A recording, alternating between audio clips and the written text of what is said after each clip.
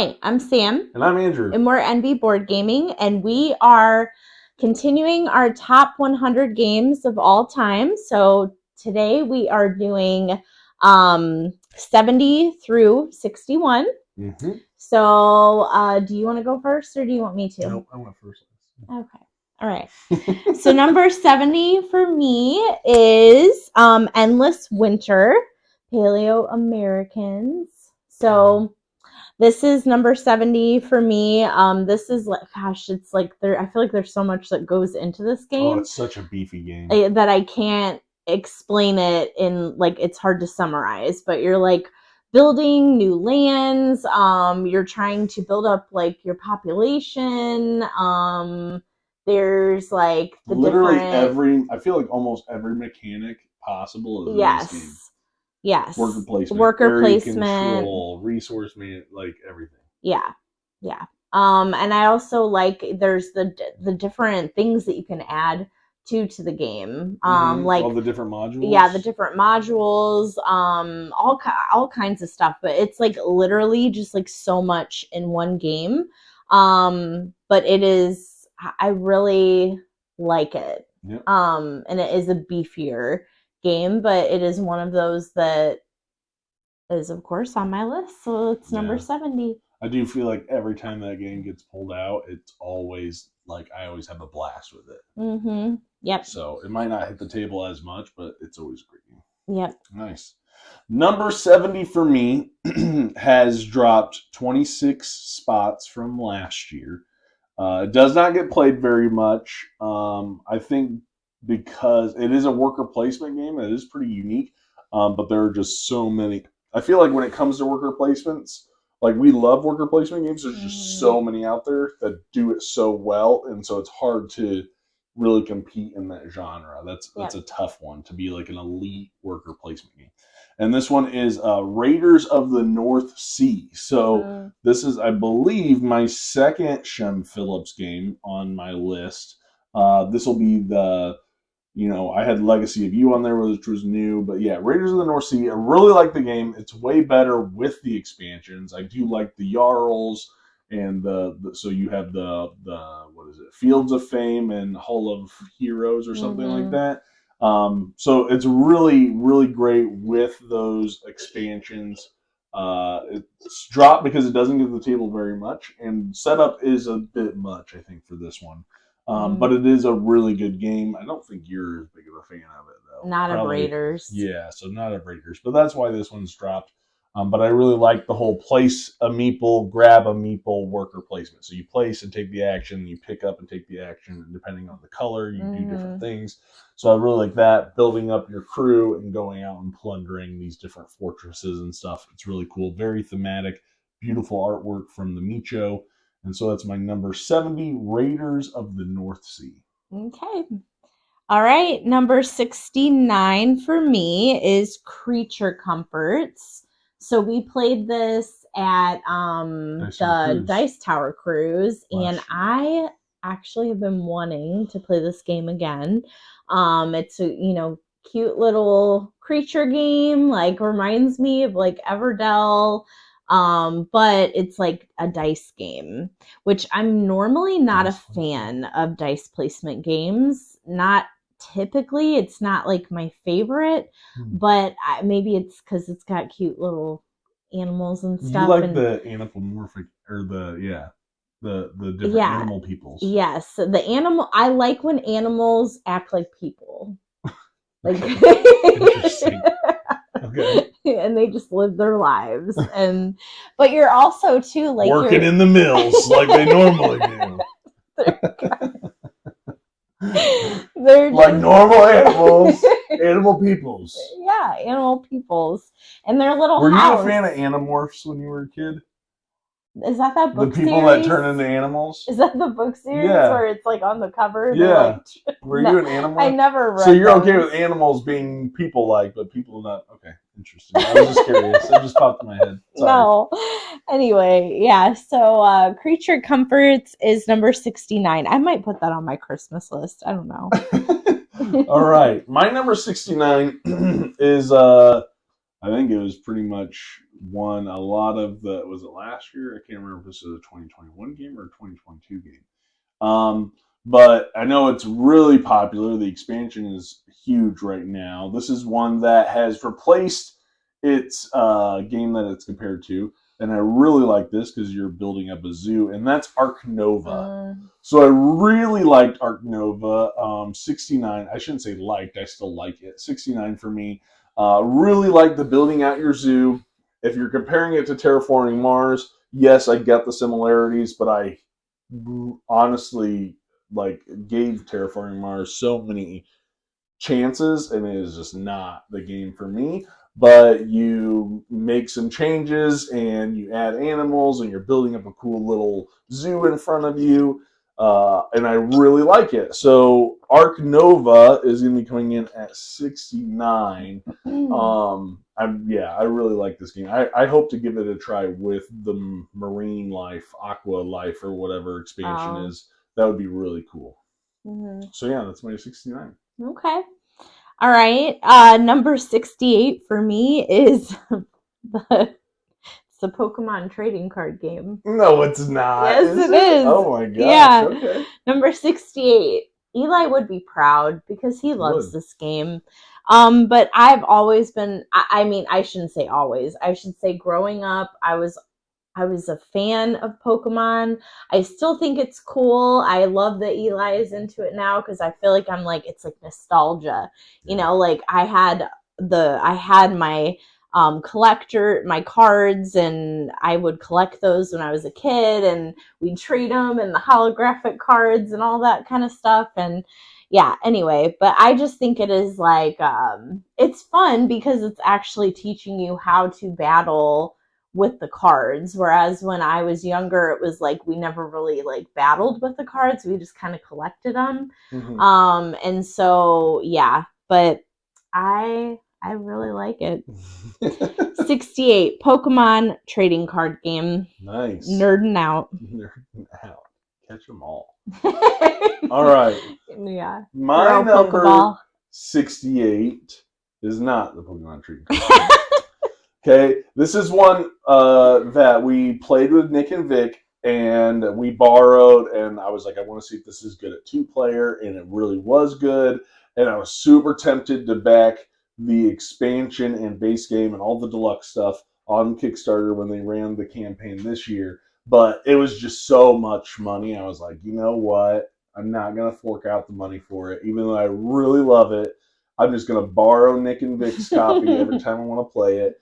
And that is Wonderland's War. I knew it. I really like this game. Yeah. I really do. I love the area control. I love the bag building. I love the building up your character and unlocking those special abilities. It's so much fun, kind of, pushing your luck and trying to outmaneuver your opponents in the different areas. And so it's so good. And how far do I want to go on that track to get those cards that I want? Just so many great decisions to make in the game, and it just plays so smooth, in my opinion. I really, really like it. So I think Nick, I don't know if he got the deluxe stuff. I hope he did, because then I just want to borrow it again. Yeah.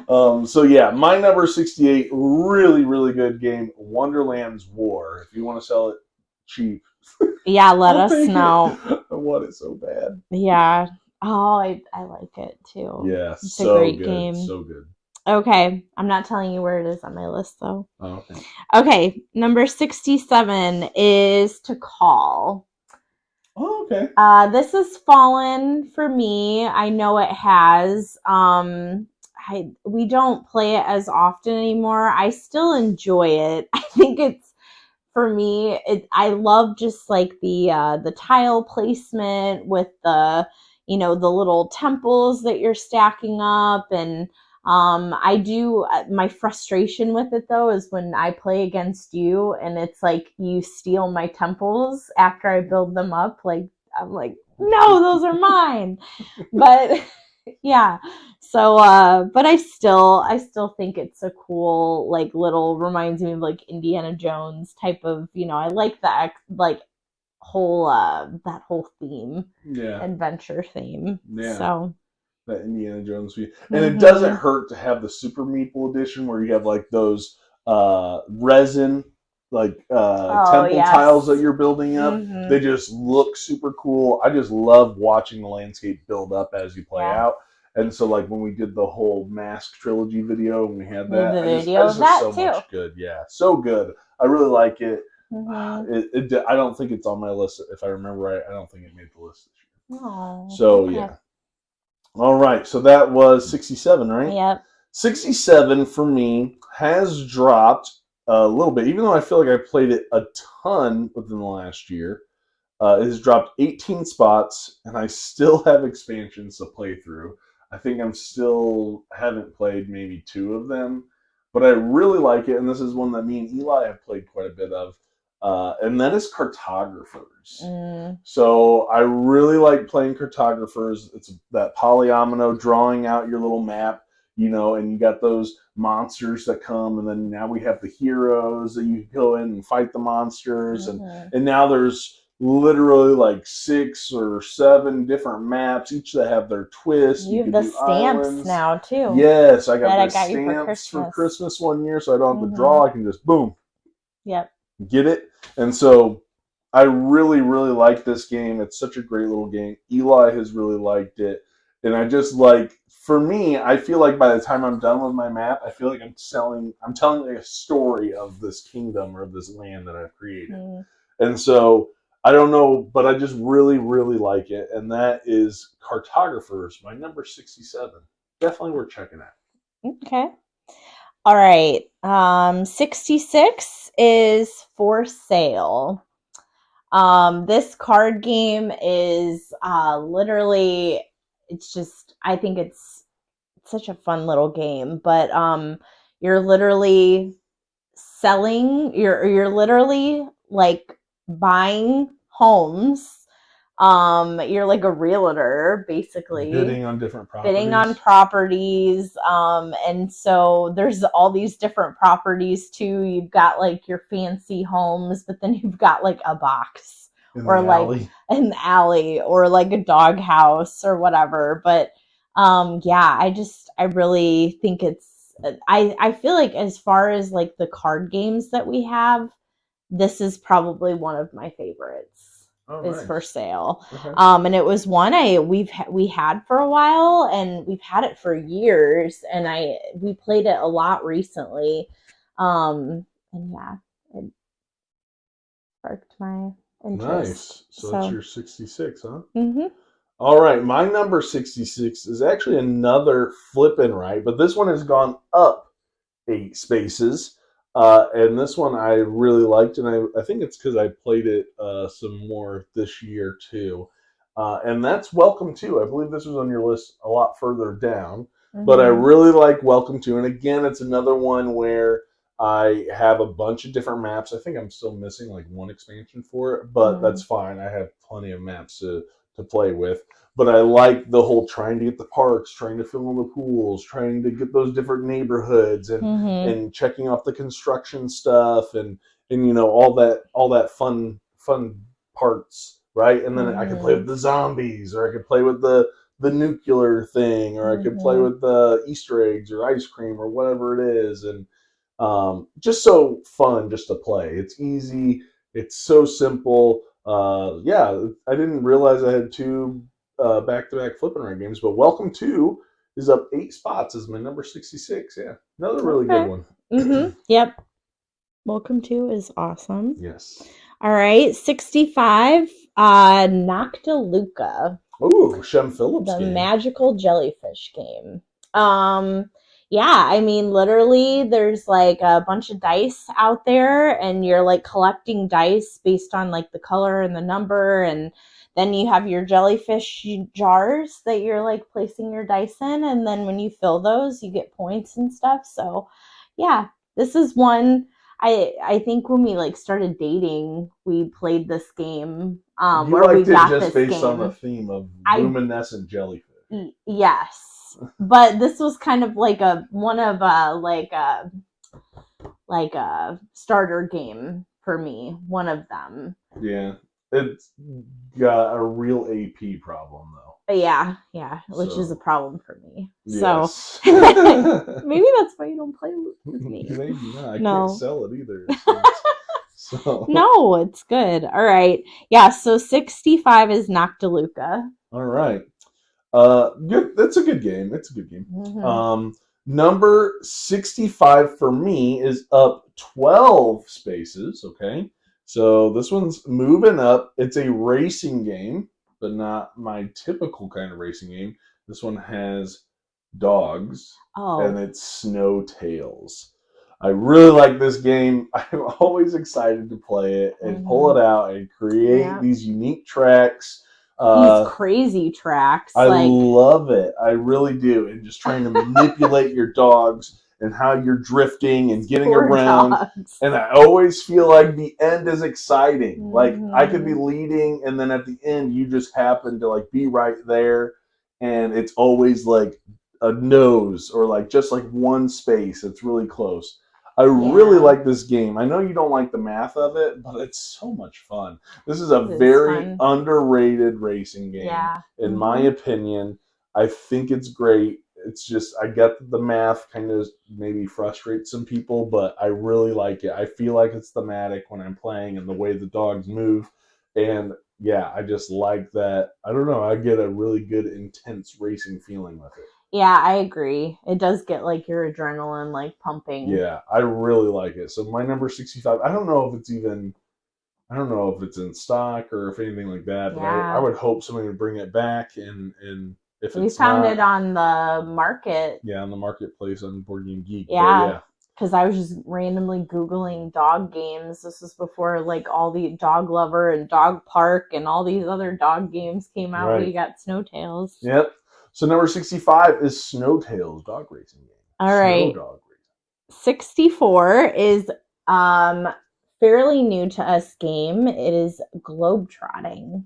Oh, nice. Yeah, so we also have a video on Globetrotting, but literally just, you have your globe, which is like such a unique thing that it's like literally like a plastic globe, and you're traveling. And yeah, in a nutshell. It's really awesome. And beautiful art in those cards too. Mm-hmm. Yep, so Globetrotting is number 64. All right, my number 64 is a crossover with Samantha. It's new to the list because we have played it quite a bit this year, but it's not a new game at all. Do you know what it is? No. It is For Sale. Oh, yeah. I really like this game. It did kind of get stuck in like a little box and hidden away for quite some time. Brought it out as just like a quick, hey, we'll play this game real fast. We played it a few times. I think me, you, Eli played it. He really liked it. Then we had Nick and Vic, and they played it, and they really liked it. Yeah. It's a really great game. It really is. I just love it. I think they came out with a car version of it that did not do as well. But yeah, For Sale, extremely great. Like little party-ish game, I guess. Because you could play, I think, like 6 people or something with it. Such a fun game. For Sale is my number 64. Wow. Okay. Yeah, I do love For Sale. Okay. I don't think I ever win, but it's great. I dominate in For Sale. Anyway, okay. 63 is Planet Unknown. Oh, okay. Yeah, this is like one of my, like, I would say as far as space games go, this is like one of my favorites. If not my favorite, but literally each person has their own planet. You're collecting meteorites for points, and you're moving your rovers around, and you're picking up stuff, and just there's like lots of different ways that you can get points, but also you're moving up these tracks, and so you're getting different like abilities and stuff depending on like what corporation you chose and stuff. So yeah, I think it's a very cool game. Yeah, and there's an expansion with moons that are coming. Really? Yeah, within the next year. Yeah, it's cool too because there's different like maps, different planets, and yeah, it's like some are more difficult than others. So Mm-hmm. yeah. But number 63 is Planet Unknown. All right, my number 63, believe it or not, did move up the list by 12 spaces. This is one that I think I said was my biggest drop in our quarterly video, but overall it still went up. Oh. So I think the positive has outweighed the negative of things shifting around in my top 100. And it's because I had a really bad experience at Gen Con. That's why I had. But it still goes up. And that's Kabuto Sumo. Yeah. It's still on the rise. I knew it. So I still like this coin pushing game. I've talked about this game, I feel like, a lot. So I won't go into too much. But it's a nice little, hey, I'm a bug. Sumo wrestling other bugs with their own little special abilities. You add in the expansions that has a whole lot of new ways for winning the game and different abilities and whatnot. So yeah, Kabuto Sumo 63. It's a great little family game. There you go. Yeah. All right. 62 is I don't know. This might be a crossover. I can't remember. Kanagawa.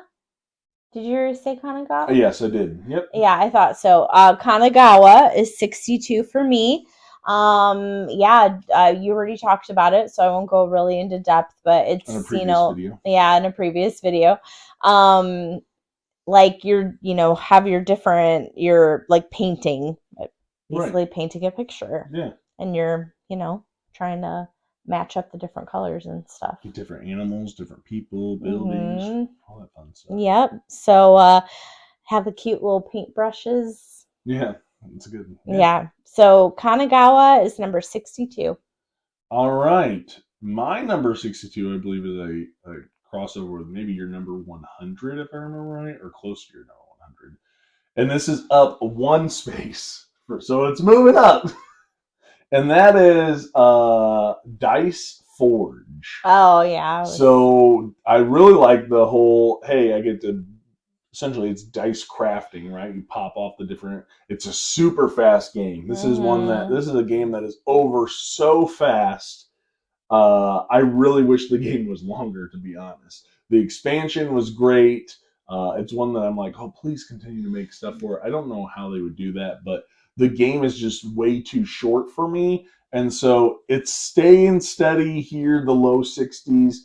But it's one that I have to play. I feel like I have to play multiple times, but it's such a good game. I introduced it to Eli this year, and he was like fascinated with the concept of what? Like, I get to build my own dice? How is this a thing?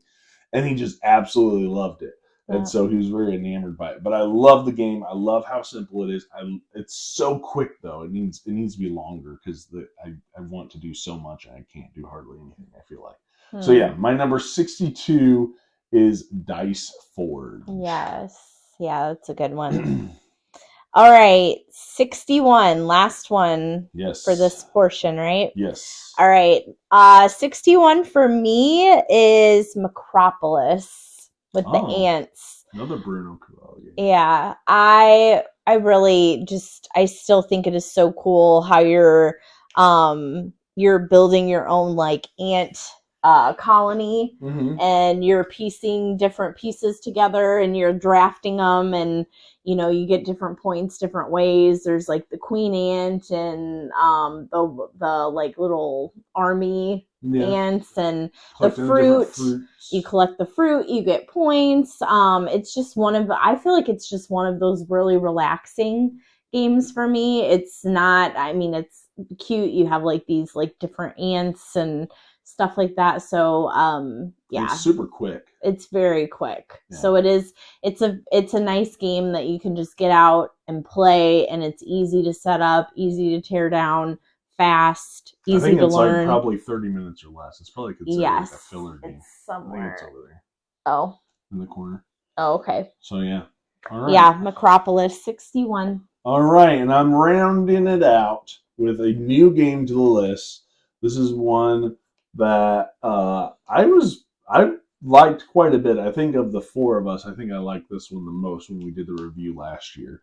And that is Merchants of the Dark Road. Mm-hmm. So I really like this one. We played this one some more this year too.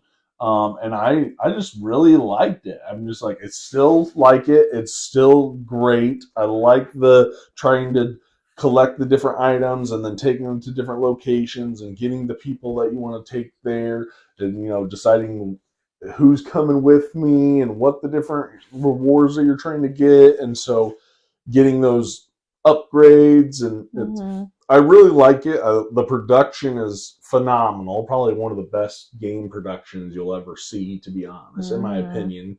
So really beautiful. And I didn't even get the super deluxe stuff like Nick did, but I really like this game. So gorgeous production, beautiful Andrew Bosley art, and I think it really works. So my number 61 to round us out is going to be Merchants of the Dark Road. All right. Well, I'm going to send this out. Okay. Yeah, so that is the end of this portion of our top 100. So continue to check back. We'll have more videos posted. Check out Nick and Vix. Yeah, check out Nick and Vix. And so please comment. Let us know if any of these games you enjoy or any of these that you want to try. Make sure that you or recommendations. Recommendations that you like. Subscribe to our channel, and we will see you on the next one. Thanks for watching.